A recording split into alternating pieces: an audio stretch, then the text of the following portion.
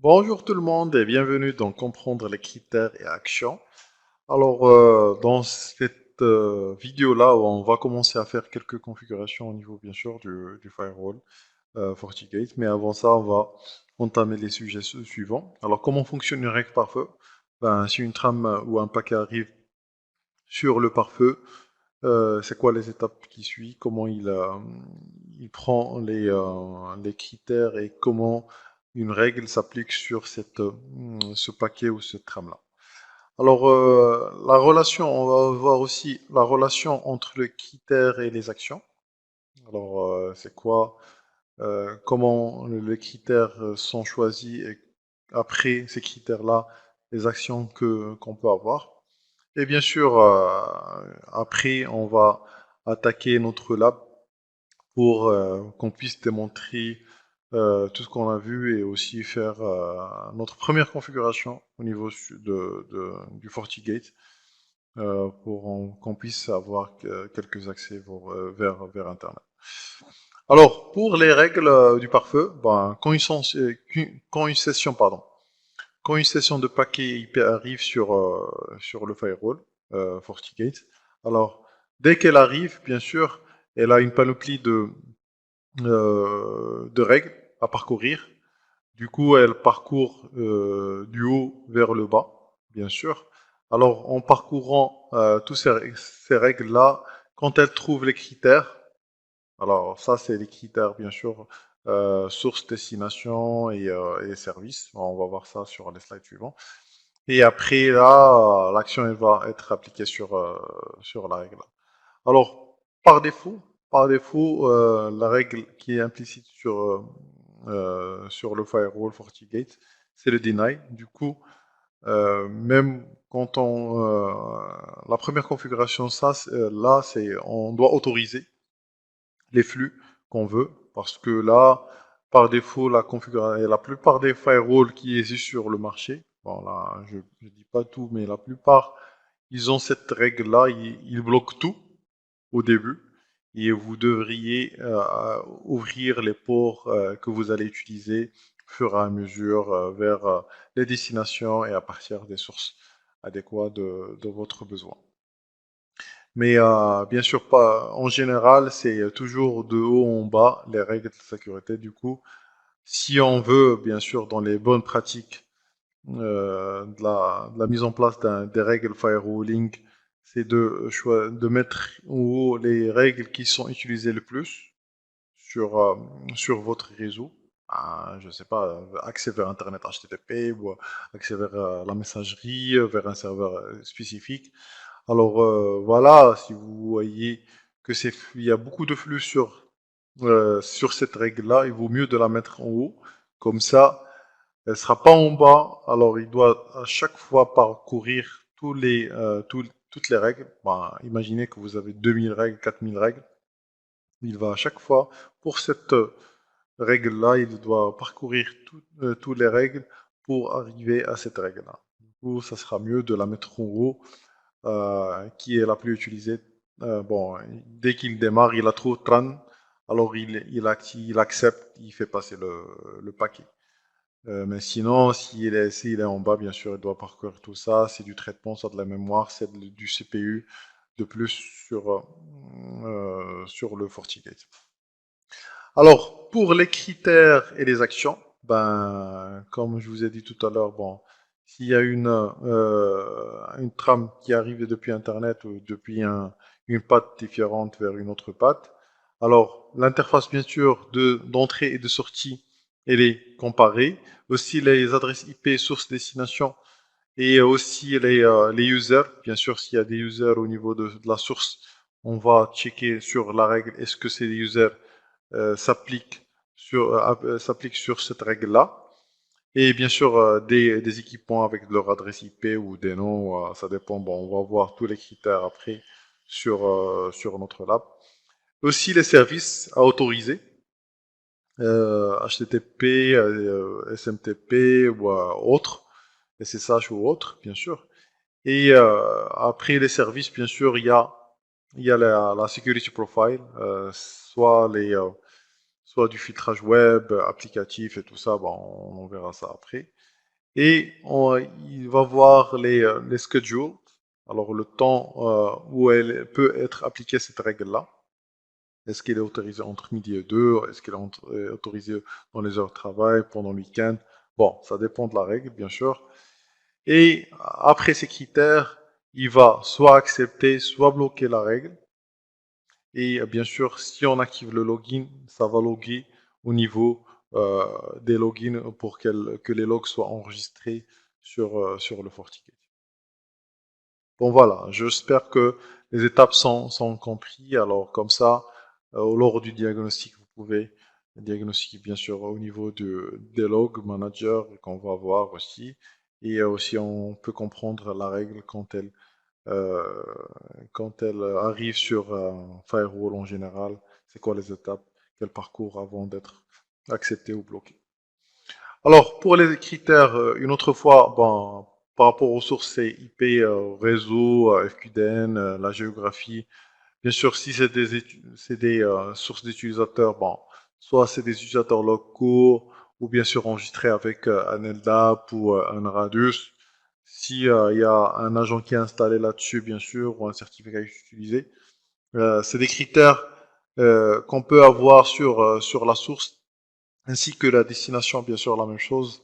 On peut avoir des IP, des adresses IP fixes ou un réseau, ou carrément la géographie. Si on veut accéder vers des pays spécifiques, on peut mettre ça et la géographie, elle est maintenue par le FortiGuard à jour. Alors, comme vous pouvez voir ici, un Fortinet Client, il peut autoriser à sortir vers Internet. Par contre, un, un FortiClient VPN, il peut accéder à un réseau local. Autre, il peut pas avec des warnings, il va être bloqué. Cet agent-là, il va être bon. Ça dépend de la règle. Qu'est-ce qu'on veut faire? C'est soit les tablettes, ils vont sortir que Internet, ils ont que HTTP. Les quelques machines spécifiques, ils vont accéder que vers le réseau local, ils vont pas avoir accès à Internet. Bon, ça dépend de l'architecture, ça dépend de la société, qu'est-ce qu'elle veut appliquer sur ses règles d'administration, ses règles pardon, de firewalling au niveau de FortiGate. Bon, on va passer directement vers le lab. Comme ça, on va comment faire la première configuration au niveau du FortiGate. Je vous dis à tout de suite. Bon, voilà, alors je vais accéder sur mon lab. Alors, je vais accéder en route. Pardon.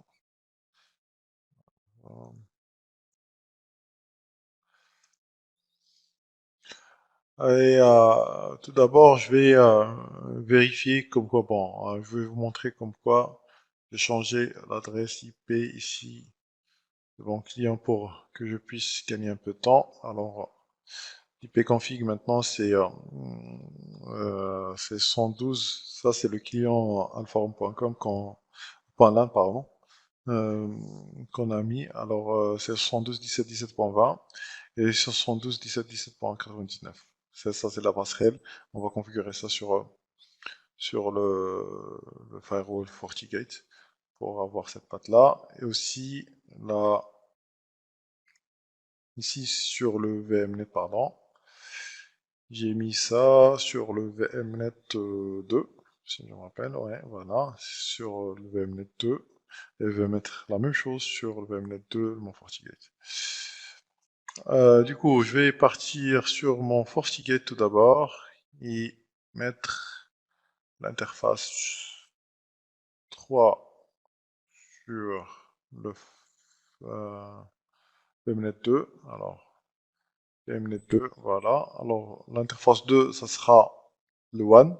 Et l'interface 3, ça sera la DMZ utilisateur pour accéder. Alors, j'enregistre. Et je vais partir sur mon DC. Alors,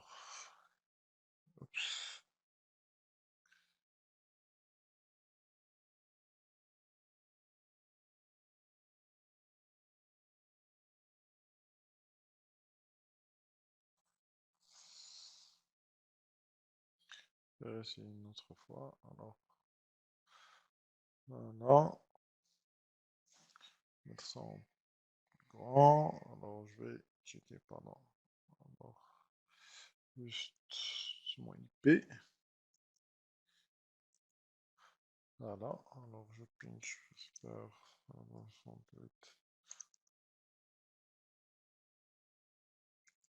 Oui. Alors, du coup,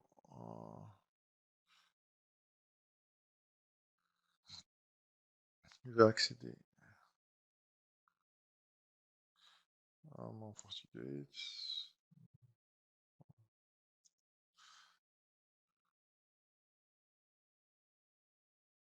Et après, je vais partir sur les interfaces. Et comme vous pouvez voir ici, j'ai pu ajouter l'interface One, comme on a vu sur le schéma. Maintenant, la même chose, je vais ajouter l'interface utilisateur. Alors, son rôle, ça sera LAN. Et je vais ajouter son adresse IP ici. Alors, 112, pardon. 17, 17, 20. Voilà, 3 fois 255. Voilà. Alors, ici, je vais autoriser le ping, bien sûr. Oups. Alors,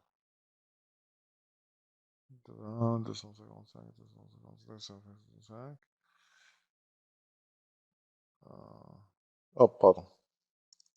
Ouais, effectivement, il est déjà utilisé par ma machine. Alors, je vais autoriser le ping et aussi l'accès en HTTPS sur l'interface pour que je puisse diagnostiquer. Là-dessus, bon, on verra ça, toutes les fonctionnalités ici après. Alors, sinon, ben, je vais juste appliquer et prendre l'adresse IP de l'interface. Alors, autre chose, c'est que il faut ajouter deux choses. C'est la route statique par défaut. Normalement, il n'y avait pas une route statique. Moi, j'ai fait l'initiative de l'ajouter pour gagner un peu de temps sur la vidéo. Alors, j'ai ajouté une route statique. Bon, j'ai créé une route statique comme ça, en adresse IP. Là, j'ai choisi l'interface qui est 2 pour sortir et le passerait par défaut 10.1.1.255, 250. Et voilà. Et après, on va partir sur tout ce qui est règles de firewalling. IPv4 policy. Voilà. Alors, comme je vous ai dit, la règle qui est par défaut, qui est créée ici, c'est l'implicite. Bon, moi, j'avais créé juste la première règle ici pour faire le test vers Internet. Et aussi, j'ai configuré, comme on a vu, au niveau de notre machine Unix, le NAT et le IP forwarding pour qu'on puisse sortir vers Internet, chose qui est très importante. Alors, du coup, je vais ajouter une nouvelle règle. Alors, je vais appeler ça utilisateur. Alors, règle utilisateur Internet. Voilà. Et je vais faire le port 3 vers le port 2. Et la source, bon, je peux créer ma machine. Ouais, je vais créer une machine. Create, adresse. Et je vais nommer ça client. Voilà. Et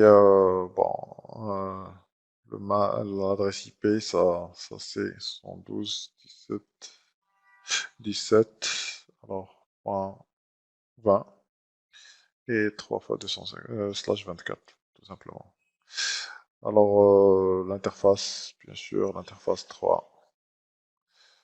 OK. Et je vais ajouter ça. Oups, pardon. La destination, ça sera vers Eni, bien sûr. vers n'importe quelle adresse IP. Et le schedule qu'on a vu tout à l'heure, vous pouvez faire votre propre schedule. Alors, on peut créer one-time schedule et on peut le créer récurrent chaque jour et ou une seule fois euh, de telle heure à telle heure. Nous, on va rien faire ici. Et sur les services, bien sûr, on va choisir Any. On pouvait choisir que du HTTP, du HTTPS et du ping, XMP, voilà, et SSH ou quoi que ce soit. Bon, on peut autoriser tout d'abord tous ces protocoles-là. Et après, ici, c'est l'action. Soit vous acceptez, voire vous bloquez, comme on a vu sur les slides. Et ici, ben, en inspection mode, on verra ça tout après, ben, le NAT et tout. On verra de quoi il s'agit. Bien sûr, il faut natter parce que on va sortir avec l'adresse IP de l'interface WAN. Et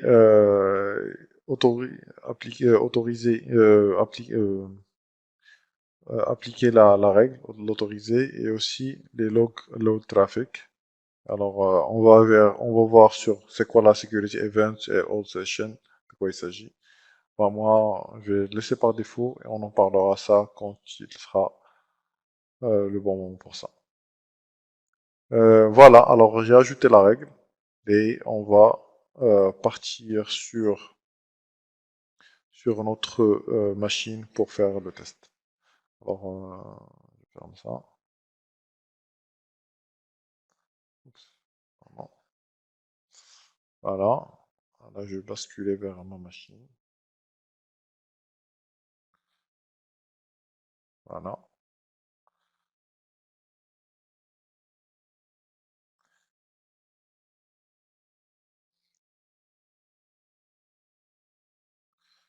Alors, ping.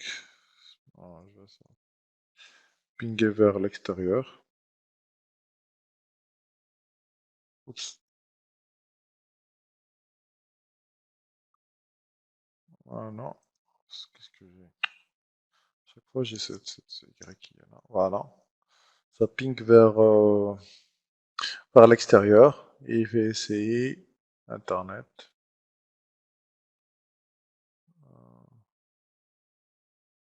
Yahoo.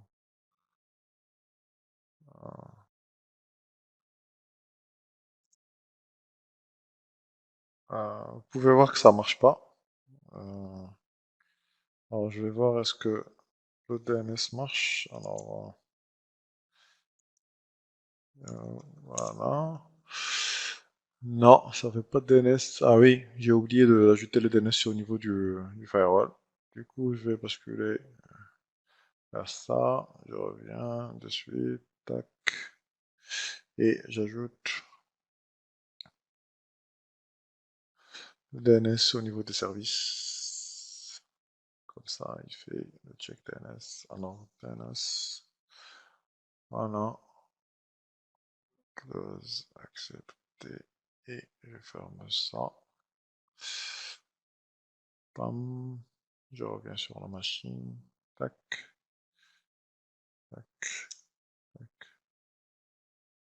Voilà, ça marche maintenant. Bon, c'était un oubli par rapport au DNS qu'il faut appliquer sur la machine. Pardon. Voilà, alors il fait la reconnaissance du DNS, bien sûr. Maintenant, voilà. Ouais, c'est bon. Voilà, alors on a pu autoriser le flux pour sortir à Internet. Comme vous pouvez voir, on n'a pas pu sortir Internet parce qu'on n'a pas autorisé le DNS. Et dès qu'on a autorisé le DNS, ben, ça a marché. Alors, dans cette vidéo, on a pu autoriser le premier flux vers Internet en utilisant depuis la machine vers l'extérieur. Bien sûr, vous pouvez carrément ici choisir la géolocalisation et tout ça sur la destination comme, comme on a vu sur le premier slide. Merci d'avoir suivi cette vidéo-là et je vous dis à la vidéo prochaine. Merci.